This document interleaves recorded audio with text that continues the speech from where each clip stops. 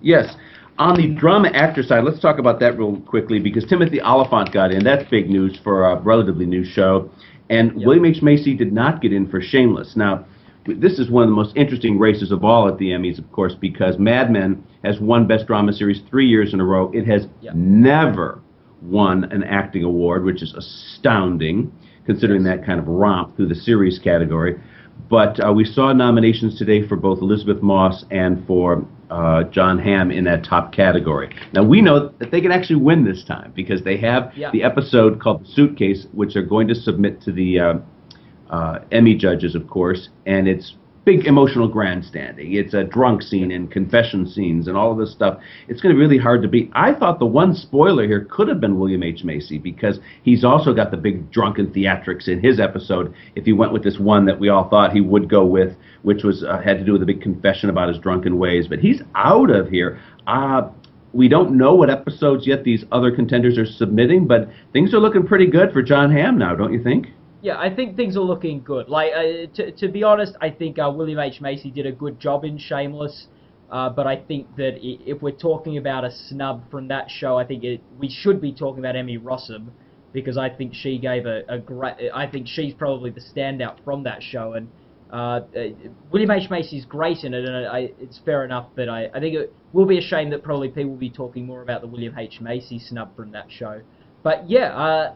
I think things are looking good for John Hamm. I was thinking through it today of who could potentially beat him, and yeah, he's looking pretty good. I haven't seen any of Justified, so maybe Timothy Olyphant could be the big surpriser. He's good in that show, but they don't give him the kind of showy emotional fireworks that you need when you're going up against an episode like The Suitcase that John Hamm has. You know, a lot of people would automatically say, "Oh, Steve Buscemi has this locked because he's so cool." And there's the Boardwalk Empire juggernaut recently. However, remember, Buscemi may play a thug like James Gandolfini's Tony Soprano, but it's not a showy thug. And he doesn't get that same kind of emotional grandstanding you need. And the fact that John Hamm didn't have it in the past is what has hurt him.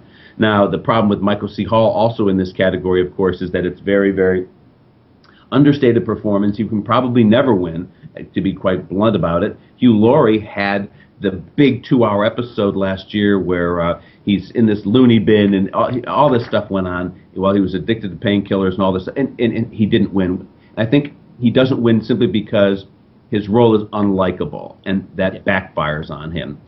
But Kyle Chandler, we don't know what episode he's going to submit. Maybe the finale. He had a good one last year where he was in the locker room, trying to whip up the enthusiasm of his team, and it had a great kind of Newt Rockney speech there, win one for the Gipper type speech. Let's see what he does this year. Yeah, no, definitely. I think maybe Kyle Chandler is the spoiler there. And, every now and then we see the Emmys ignore the tapes and just give it to someone who's overdue with a decent tape. And maybe that could help Michael C. Hall or Hugh Laurie finally break in one of the... It would be one of the head-scratching moments, though, for sure. Yes, it would be. Let's go... While we're analyzing these races, let's take a look at drama actress, then. Why don't we? Yeah.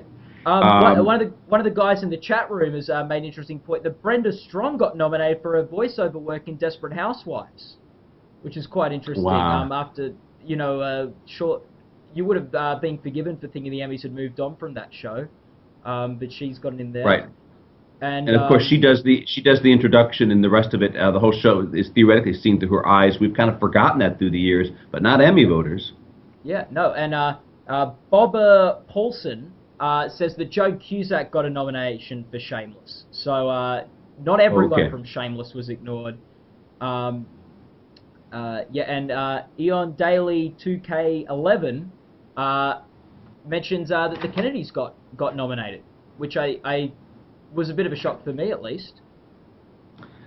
Yeah, that is, because we're doing this telecast a little too quickly after the announcement of nominations. I hadn't had a chance to look at some of these categories. Yeah. I actually liked the Kennedys. I thought it was good, and I thought it got shafted by those wimps at the History Channel who buckled in under the people who want to whitewash the Kennedy story, and the miniseries had the guts to tackle some of the dark side. and some of the unpleasant things. And I liked it about the show, and I'm pleased to hear that news. Yeah, no, but surprising to see liberal Hollywood embrace it, though. That's right. That's right. Yeah. Yep. So what else do we have among our comments? Go ahead. There's keeping on the mini series. Ian Daly 2K11 says that there's no Carlos there, which did quite well at the Globes from memory.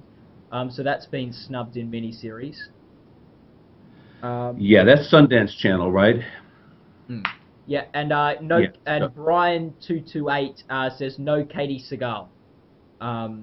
Yeah, that's let's talk about that, because this is a fascinating situation where if you look back again on the history of Married with Children and you realize that neither Ed O'Neill or Katey Sagal was nominated when that was the top comedy show on TV. The reason was probably because the show was so trashy. It exulted in its trashiness, and that was what made it so much fun and so great. Yeah. Well, today we finally see a nomination for Ed O'Neill, and it's a great day because he was snubbed last year, and you would think that maybe there'd be corresponding great news for Katey Sagal. But again, the trash factor is what has hurt her here. Let's be honest. That performance she gives on the show is brilliant. It's Lady Macbeth on a bike. She gets nominations from all the Critics Awards, and she's snubbed here, I think, because the show is so trashy. It's about motorcycle guys, and the Emmy people just aren't watching those shows. Remember, look back historically, programs like Roseanne, which did okay in the acting categories, it got recognized, but I think it was 9 years it was on the air, won the Golden Globe, won the Peabody. It was never nominated for series, because that's where the whole Academy votes, and the abstract idea of celebrating a show that's just so trashy about these trailer park trash, in effect, I mean, backfired on it. And here we're seeing it with Katey Sagal. It's criminal. Shame on you, Emmy voters. Shame on you. Yeah, and Brian goes on to say that she goes and wins the Globe and gets no Emmy nod, and I think hopefully this myth that the Golden Globe win will lead to an Emmy nomination is hopefully debunked a little bit with this, because I really don't think that the Emmy voters care at all who wins the Globes. They do and they don't. We've seen historically shows like Ally McBeal won the Golden Globe, and it got a great bump, and then went on to win in that same year, 1991, I believe it was, win the Emmy. And I'm not sure that would have happened without the Golden Globe momentum. In fact, the Globes did such an amazing job putting that show on the map that its ratings, I believe, jumped 40% immediately afterwards. It was a little watched show. It had David E. Kelley. We know it had the pedigree, but I'm not sure it could have won such a popular vote at the Emmys. There are rare examples like that, but in general, I agree with you. I think you're right. Yeah. Brian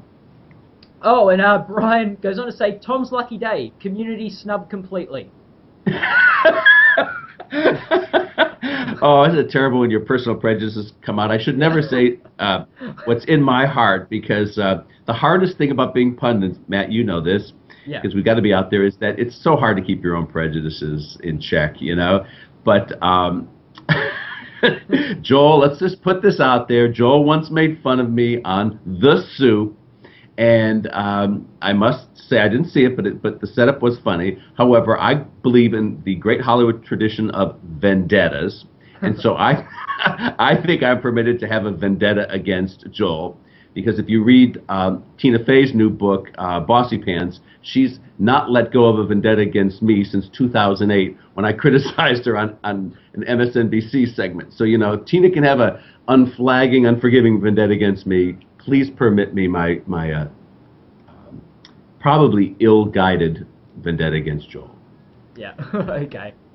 Well, I think is there anything you want to finish with Tom before we end with you and get Rob on the line?